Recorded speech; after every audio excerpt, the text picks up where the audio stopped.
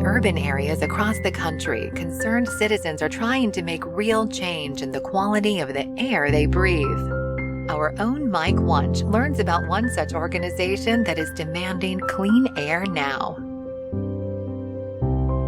We are here in the heart of Argentine and Armourdale. It's communities in Wyandotte County. They are challenged on a day-to-day basis by the environment, right? Some examples are, which you can see behind us, are the rail yard, and right off here is the highway, and there's also a lot of industry surrounding the neighborhoods. We're in Kansas City. I want to talk a little bit about Clean Air Now. Clean Air Now is an environmental justice organization started here in Argentina, specifically came together because community members were concerned about industrial pollution, rail yard pollution, black soot building up in their homes, and the impacts of diesel pollution right in their neighborhood. So what are the issues for these families? What kind of health issues are we talking about? Oftentimes, when you're close to a lot of this air pollution and constant contamination, there's concern for lots of respiratory diseases. So you'll see higher rates of asthma in communities such as these. There's also heart disease problems. And these aren't just like easy little health problems like an allergy that you can just get over with a quick little medication. This is long term, right? And so you don't always see it right off the bat. Cancer has been associated with all of this. So the concern is that this is constantly impacting their health on a day-to-day basis for the elderly, people our age, and then also for the children. Clean Air Now is an environmental justice organization that was stemmed from the community. It started because of a community concern. And our focus and our goals is to help push and drive policy, programming, regulations to change. And ultimately, the goal is for health equity, right? There shouldn't be communities of, depending based off of your income level or the color of your skin, that shouldn't matter whether you have access to clean air, water, or land. We believe that's a human right.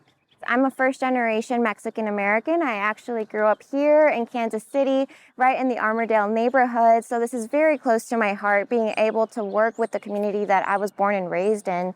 And my family actually still lives here as well. Hello, Yasmin. Nice to meet you. Hi, nice to meet you. Thank you. Can you share with us what it is that Earth Justice does for Clean Air Now? Earth Justice, we're a nonprofit legal organization. First and foremost, we fight to ensure that everyone has access to clean air, clean water, and a livable planet.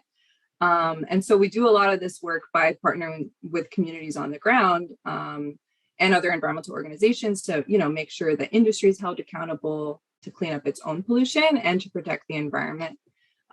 So in our work with Clean Air Now, it's an on-the-ground community organization. They're very dedicated to cleaning up pollution from the goods movement industry in the Kansas City region. Earth Justice has been partnering with Clean Air Now for years now to try to, work with them to try to clean up tailpipe pollution. What Clean Air Now wants to happen is that there is equity and justice, right, for communities of color here in Kansas City. Some communities are intentionally placed near these harms. And I can give you an example. I grew up in a neighborhood. It was a low-income housing first-time homeowner opportunity for my family, my parents, to move to this place. It was offered through some federal-funded project. And when my parents moved there, they were excited, right? But not knowing that right across the street was a petrochemical facility that formulated pesticides, agricultural chemicals, literally my playground, right? 50 feet away from my home. And that is a form of environmental racism because government has intentionally tried to find sites that nobody wants and say, well, we can put people of color there.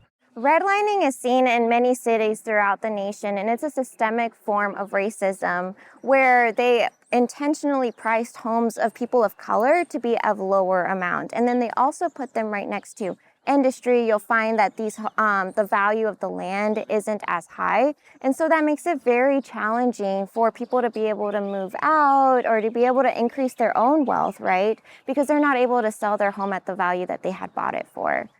When we talk about environmental racism, we talk about policies, practices, and programs that have been embedded in local land use decisions, and not just at the local level, federal level, all across the way, right? Putting communities of color in danger. The neighborhoods we often see that are right next to rail yard, industry, diesel, everything that you can think of pollution, we consider them fence line communities, right? And oftentimes when it's a fence line community, you'll see that they're lower income. They also are higher rates of people of color. In the United States, there are fence line communities all across the country from the East Coast to the West Coast. This is not just a Kansas City issue. It's a national issue and it's a racist issue. Being first generation, you want to come in and establish a home and be able to contribute to society. But the challenges that come with it, especially in the areas that we live in, is that we're right off of the rail yard, we're right off of industry. We're seeing a lot of family and a lot of friends that we have that work in these type of environments, and it's deteriorating them. And the struggle on top of that is not only the low paid wages that they're getting, but also they don't have health insurance, they don't have that type of resources or access to it. And so it only causes a greater burden for them on a day-to-day basis just to try to survive. We're here to work, right? We're here to be able to provide for our families, to provide a better future for the children. And that's what industry pulls on. They pull on the need for work, the need for workers that are willing, or they don't have many options to get paid higher because of maybe lack of education that was provided available to them, or also just the need to be able to provide food on the table. All of our projects are community-led and guided, right? Meaning that people from the community are the experts, meaning that those that are impacted by environmental racism, redlining, and the industrial pollution, that are the ones really leading these efforts. Because if we don't have them at the table, we cannot make solutions or decide for them. Because without those voices, we decision makers at the moment don't have a grasp of what it really means to be living at the front lines of the climate crisis. They don't live there. They don't live in those neighborhoods. They're disconnected with the realities, right, of what's happening on the ground. So it's very important that the decisions be driven by community. So this is our Clean Air Now team made up of community members working in the streets. This is a personal air monitor. It measures PM 2.5, which is just particulate matter. So it's particulate matter that's pollution. And 2.5 is just the size of it. Obviously the air moves around, right? So the stationary air monitors are useful for that data, but this is useful for monitoring pollution while you're moving around and while the pollution is also moving. So this device here is it's a black carbon monitoring. So the black carbon comes from diesel pollution, from the heavy duty truck, the concentration of trucks that also happens in these communities, but also from the rail yard. And so this measures black carbon in real time, filter-based. So it's just coming through this too? Yes, so we would set it up and set it here, for example, for maybe 24 hours. However, we also have some monitors that are a stationary monitor that we can set up for long periods of time. What we have here is an air monitor stationed at a residential home, and we have these all throughout Argentine and Armourdale. The community decided on their own, based off of what they're being exposed to and what they're around, where to place these air monitors. What's important about this one in particular is that it's a residential home that runs a child care center. So the family here, they use this information, real-time data, that they can look up on their phone and see what is the air quality. And that's important because then they determine, can the kids go out and play today based off of the air quality. A lot of our work is also driven by using the data as a tool, right? We cannot say that data is what's going to drive the change, because we have so much data out there in the world that we should not be looking for, that we shouldn't be saying, hey, we need more. We have enough data.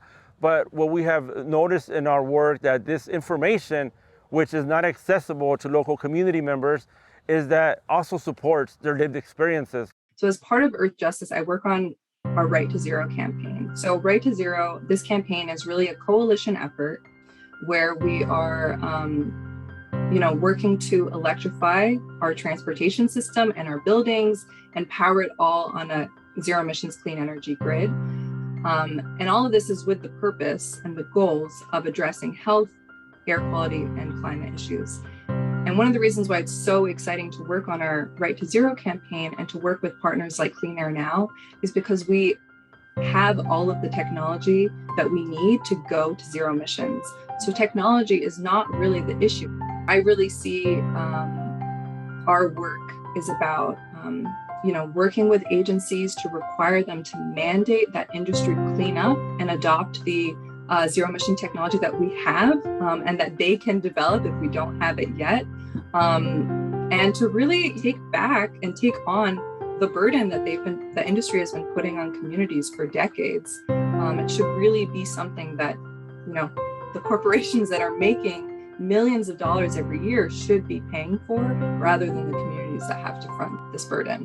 So what we want to see is a transition to a cleaner economy, clean energy, and retraining the workers. And this infrastructure money, ARP money, is also for that purpose, right? So we need to take advantage at a critical moment where we are to make sure that we're moving in that direction. We want zero emissions, but zero emissions in environmental justice community, prioritizing those communities. These community members, there is cohesiveness in these neighborhoods, right? People come from similar cultural backgrounds. And so what we want is a just future for them, right? We want them to have a healthy, longer life, because the life expectancy here is shorter by 22 years, and that's a huge number. This community really wants a better future for their children, right? They want to make sure that they can live in a community that's safe, where they can breathe clean air and have clean drinking water. We deserve to have health, right? We all deserve to be healthy. And if we don't have our health, then we don't really have much of a quality of life. I really appreciate what you're doing for Clean Air Now and wish you guys great success. Thank you so much for taking the time to talk to us.